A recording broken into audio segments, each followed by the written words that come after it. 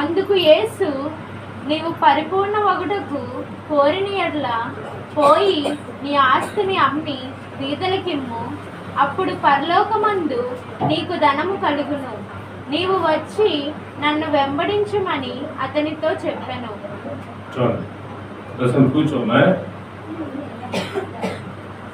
ప్రార్థన చేసుకుందాం.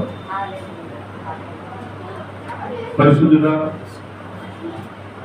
ప్రేమ నమ్మకం గల యేసు ప్రభువైన వాక్యం చెప్తుండగా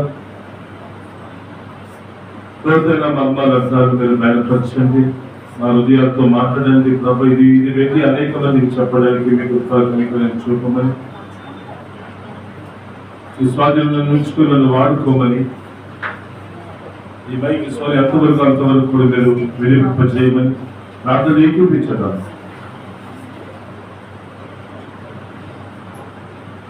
ప్రార్థన ఏకీపించండి.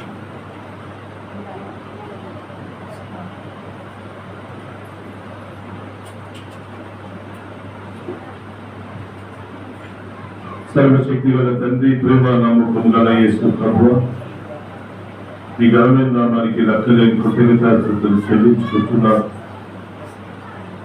వాక్యం మీరు మాట్లాడకపోతే మా జీవితాలు బాగుపడవు ప్రభువా.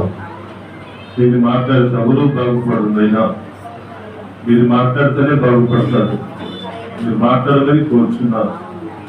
మీ స్వాధీనంలో ఉంచుకోమని అయినా చాలా మందికి రావాల్సిన్నారు. తొందరగా మీ పెద్దలు నడిపించమని మాట్లాడుకుంటూ మీ నామానికి మహిమ తెచ్చుకోమని యేసుక్రీస్తు నామంలో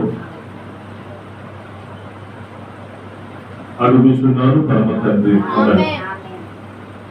చెప్పినారా? హల్లెలూయా. ఈరోజు పరిపూర్ణత గురించి మాట్లాడదాం. దేవుడు మాట్లాడబోతున్నారు.